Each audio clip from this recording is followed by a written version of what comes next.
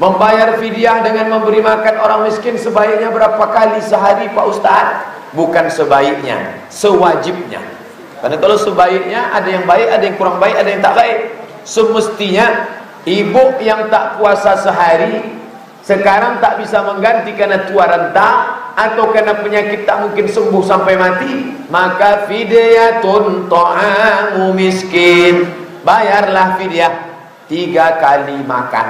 Makan pagi, makan siang, makan malam. Ibu masak, panggil dia, sini masak, makan. Tak sanggup saya masakkan dia Pak Ustadz, sedangkan saya pun beli makan, maka kasih cash, duit. Berapa bayarnya? Makan pagi, makan siang, makan malam. Standar harga lontong Pekanbaru.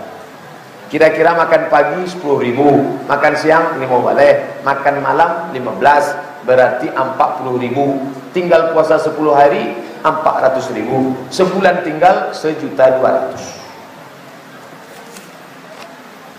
Apakah dengan membayar fidyah diwajibkan membantu puasa yang lain? Tengok dulu. Kalau dia masih sehat, tak usah bayar fidyah. Kenapa? Fa'iddatum min ayyamin ukhar, ganti di hari yang lain. Yang bayar fidyah itu siapa? Wa 'alal ladzina yutiqunahu, orang yang tak sanggup puasa. Datang orang ganteng, badannya tegap, berbisik ke saya, Pak Ustaz, saya tak sanggup puasa. Loh, orang ganteng tak sanggup puasa. Kenapa Pak? Buah pinggang sudah dicopot satu. Orang yang sudah dicabut buah pinggangnya itu mesti minum terus. Tak boleh dia berhenti minum 12 jam. Maka kata dokter, Pak Ustaz, saya tak boleh puasa. Bagaimana solusinya Pak Ustaz? Bayar fidyah. Jadi kalau ada bapak ibu yang mau bayar fidyah, buang buah pinggang satu. Nauzubillah, nauzubillah.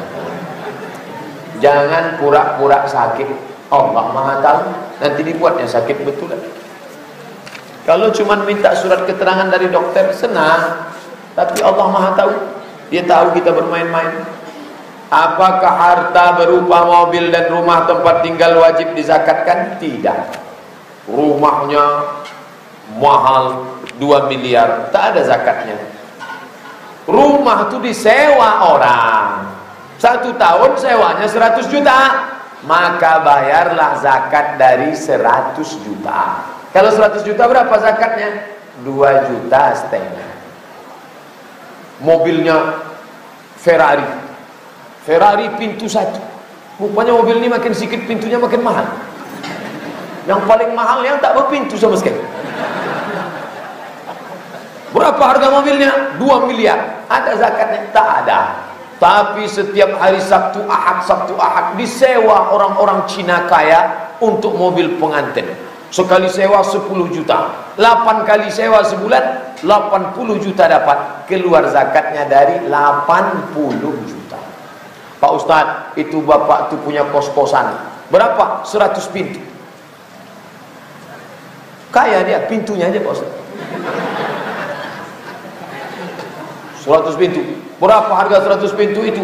10 miliar. Tak ada zakatnya. Lalu mahasiswa yang nyewa di situ sebulan 1 juta. 100 pintu 100 juta. Dikeluarkan zakat dari 100 juta. 2,5 juta. Harta berupa emas yang telah kita zakatkan tahun ini, apakah tahun akan datang dikeluarkan lagi zakatnya? Ya.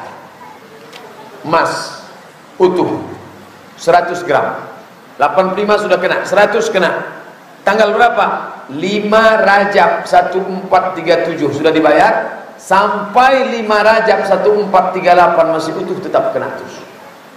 Kalau gitu bisa habis lah dia Pak Ustadz, bisa habis kena zakat. Sampai berapa? Sampai 85 gram. Pas 85 gram tak kena lagi, karena kurang daripada itu tak kena. Sebetulnya anjuran apa ini? Duit jangan disimpan tapi diinvestasikan. Itu maksudnya. Ustaz, orang tua kita tidak puasa tapi sudah dibayarkan fidyah. Apakah perlu dibayarkan lagi dengan puasa? Tak perlu dibayar karena sudah dibayarkan fidyah. Kalau memang dia tak puasa karena tak sanggup. Dia tak puasa itu kapan? Setahun yang lalu Pak Ustaz. Kenapa dia tak puasa? Karena dia kena penyakit mah akut. Tak perlu dipuasakan. Tapi kalau dia tak puasa waktu mudanya, maka mesti dibayarkan dengan qadha. Qadha artinya mengganti. Yang sudah tua umur 70 tidak diqadha, tapi dibayarkan fidyah. Yang waktu muda tinggal diqadha. Qadha artinya mengganti. Qadha bukan kata. Qadha mengganti. Harta berupa tanah kosong, apakah dikeluarkan juga zakatnya Pak Ustadz? Kalau tanah itu tidak tanah untuk jual, bukan tanah dagang, memang tanah hak milik saja kosong, tak ada zakatnya. Tiba-tiba datang orang menyewa, kami sewalah untuk kami buat lapak pasar kaget. Berapa sewanya? 50 juta. Keluarkan zakatnya 1.250.000. Mencapai ambang batas nisab, kena. Tanah kosong, tak ada zakatnya. Tapi dia punya tanah kapling jual, itu ada zakatnya. Beda antara tanah jualan dengan tanah hak milik biasa. Kalau dia tanah kapling, masuk hukum dagang. Kalau dia tanah itu disewa orang, dikeluarkan zakat dari sewanya, bukan dari pokoknya. Menggantikan puasa Ramadan boleh nggak digabung dengan puasa Senin Kemis? Boleh. Niatnya, niat qadha. Hari Kamis tadi, niat puasanya qadha. Aku niat mengqadha puasa. Orang yang mengqadha puasa hari Senin otomatis dapat pahala puasa sunat Senin. Tapi tak perlu dia sebut aku niat puasa qadha sekaligus puasa Senin merangkap puasa sunat Rajab. Oh, itu tak bisa. Maka ibu yang mengqadha puasa nanti qadha hari Senin, niatnya satu, aku niat puasa qadha, otomatis dapat pahala puasa Senin, otomatis dapat pahala puasa Rajab. Ini motivasi untuk beramal. Allah sudah susun sedemikian indahnya. Maka bapak ibu yang ada hutang puasa, gantilah di bulan Rajab ini. Bagus. Ustaz, salahkah saya memakai jenggot, sedangkan ustadz yang saya suka mencukur habis jenggot? Menyindir saya tuh. Apakah saya harus mencukur habis jenggot saya karena saya mengidolakan ustadz saya? Yang diidolakan itu Sayyidina Muhammad sallallahu alaihi wasallam. Berjenggot itu hukumnya sunnah. Bapak yang sudah berjenggot, saya tak pernah mengejek orang berjenggot. Dengar rekaman. Tapi kalau saya diejek, saya balas. Kenapa Ustaz tak berjenggot? Tengoklah foto saya waktu berjenggot di musim umroh. Macam tusuk sate. Tapi yang muda-muda berjenggot cantik, ganteng. Ganteng, bagus. Hukum berjenggot sunnah.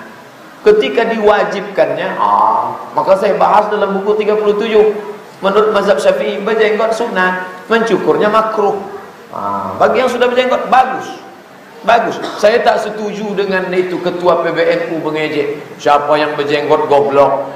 Makin panjang jenggotnya makin goblok. Wah, itu mengejek sunnah, tak boleh. Boleh, haram.